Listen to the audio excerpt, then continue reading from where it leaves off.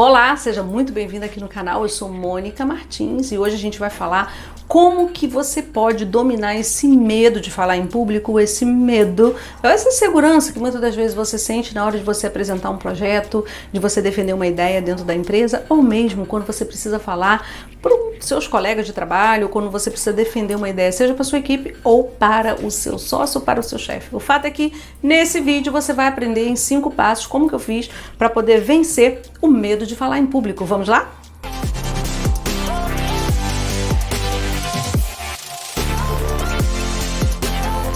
Primeira coisa que você precisa entender é o que está por trás desse medo, né?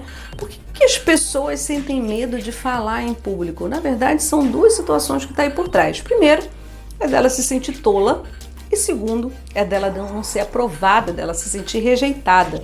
Porque todos nós, seres humanos, uns mais e outros menos, mas isso é da nossa natureza humana, a gente tem como necessidade básica a aceitação. Nós temos essa necessidade de sermos parte integrante de um todo.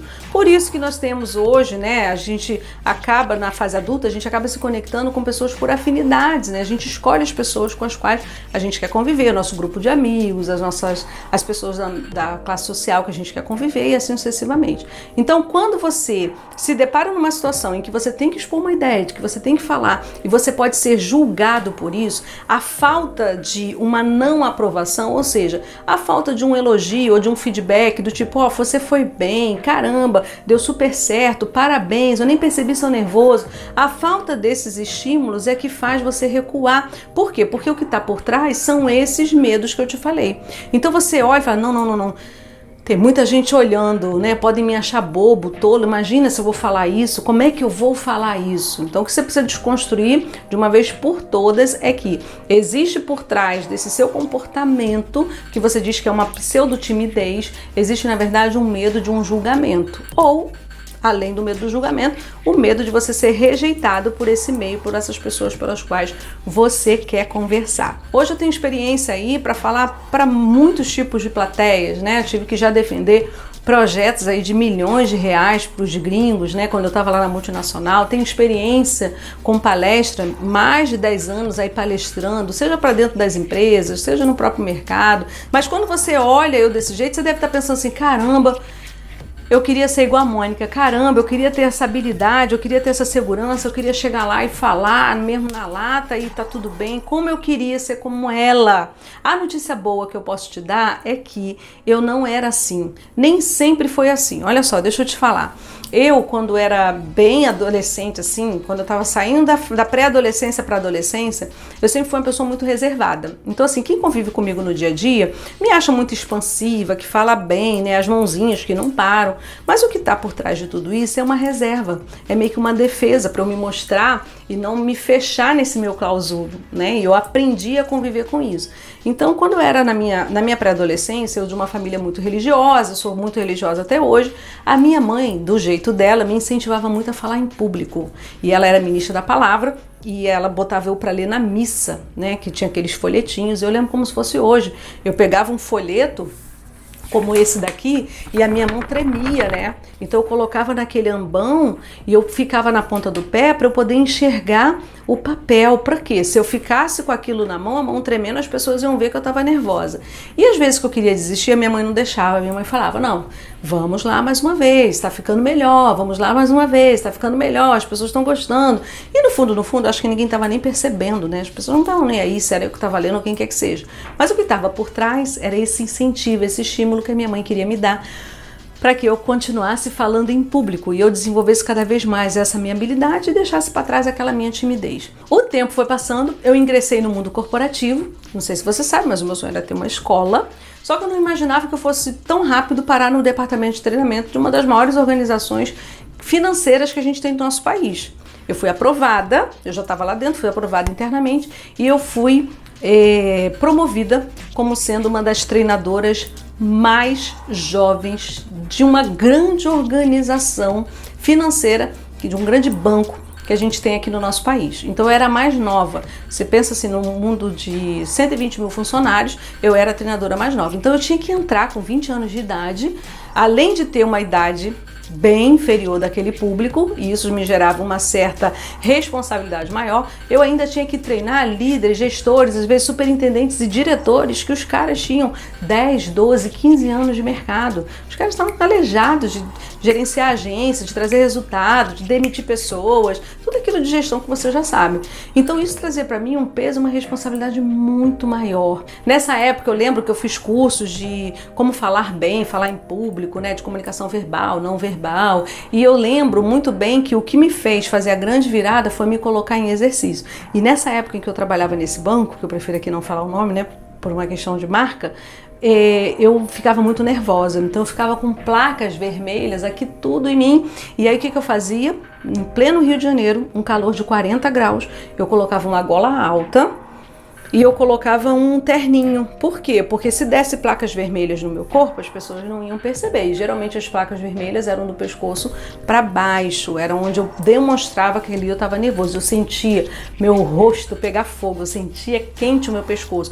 Mas era uma das formas que eu tinha de vencer aquele medo. Isso aconteceu umas 4 ou 5 vezes e não mais. Por quê? Porque à medida que você vai se colocando em prática, que você vai se autodesafiando, óbvio, colocando em prática essas 5 técnicas que eu vou te dizer, que você não vai sair por aí falando qualquer besteira, mas você colocando em prática, você sempre se desafiando, a tendência é que você vai agindo, seu resultado vai vindo e o seu medo vai diminuindo, tá? Então, no meio de tudo isso, se eu venci todas essas adversidades, se eu era tímida, encabulada, do jeito que eu era, e eu consegui, imagine você, com certeza você vai conseguir tomar conta aí do conteúdo que você precisa dar, você vai conseguir falar para muito mais pessoas do que eu falo hoje. Vamos lá? Primeira coisa que você tem que fazer é dominar o conteúdo, principalmente se nas primeiras reuniões ou se no primeiro contato com esse público você ainda se sente inseguro. Por quê, gente? O que te deixa inseguro? É o medo do desconhecido.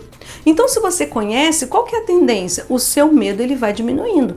Então, olha só, vai ler artigos sobre o assunto, vai ler livros, se aprofunde, veja na própria internet, busca um mentor para te ajudar a consolidar esse conhecimento. Você precisa dominar aquele conteúdo que você está ali falando, que você está explanando. À medida que você domina, isso vai aumentando o seu grau de segurança. Aumentando o seu grau de segurança, a tendência é que você vai se sentir muito mais confortável para você poder falar. O segundo item que é muito importante é você agir com naturalidade. Cara, não vem pra lá como um robô, não, porque eu estava pensando, o que vocês acham disso? Não, seja você. E tem uma frase de Aristóteles que eu gosto demais, que ele diz o seguinte: não fale para as pessoas, fale com as pessoas. Então, assim, enxergue esse momento que você está ali falando, que você está explanando, como sendo um diálogo, uma conversa sua para com essa pessoa, né? Fale com ela, é um ser humano que está ali, é uma outra pessoa que está do outro lado. Então, não tem por que você se robotizar, sabe? Não.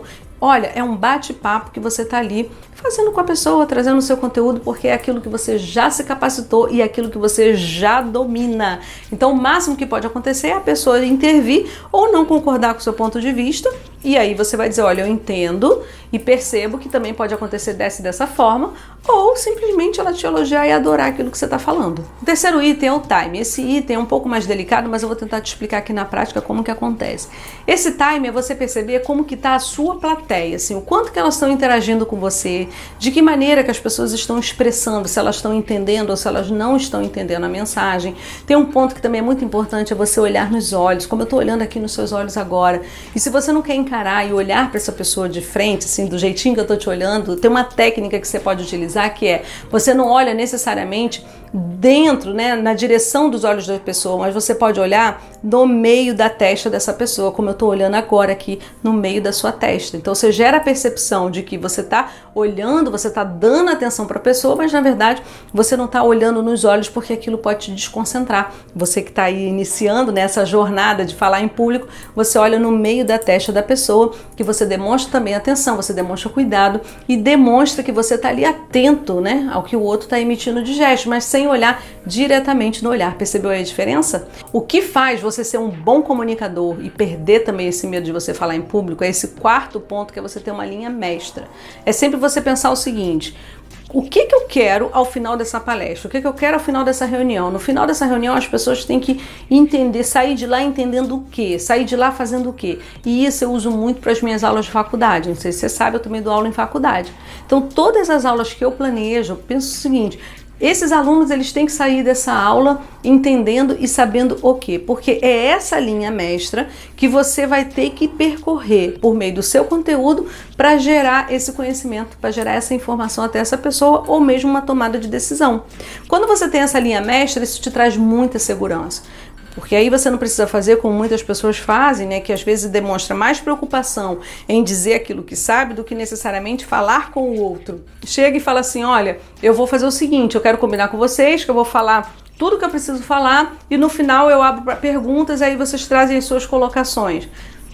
Porque às vezes a pessoa está até insegura, pode ser uma questão de tempo? Pode, mas a pessoa também pode estar insegura, do tipo, eu não vou deixar ninguém me interromper, porque se me interromper eu vou perder o fim da meada. Não, se você tem uma linha mestra, se você sabe exatamente, ao final da sua palestra, ao final da sua reunião, da sua negociação, o que você quer que as pessoas façam, essa linha mestra vai ser determinante da maneira como você vai lidar com todas essas pessoas que estão te assistindo. E o quinto item é você cuidar da sua linguagem verbal e não verbal, né? Estudos já comprovam que muito mais importante do o que é o como você vem comunicando.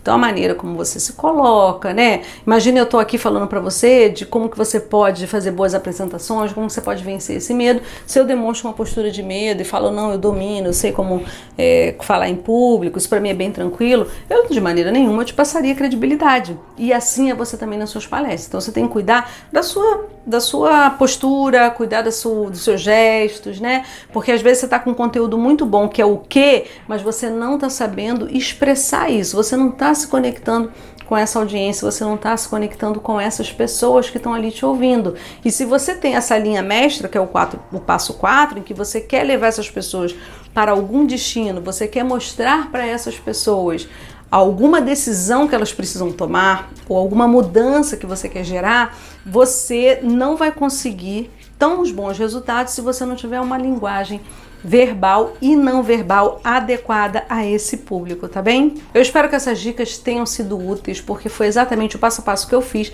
para passar a dominar grandes plateias, plateias menores, enfim, o mais importante não é o tamanho da plateia, o mais importante é você nesse cenário. Eu faço votos sinceros que você possa dominar esse medo. E olha, se coloque em movimento exatamente com esse passo a passo e fazendo aquilo que eu te falei. Cada vez que você se coloca em movimento, o seu medo ele vai diminuindo e você vai aumentando a sua autoconfiança. Eu espero te ver num próximo vídeo. Até lá!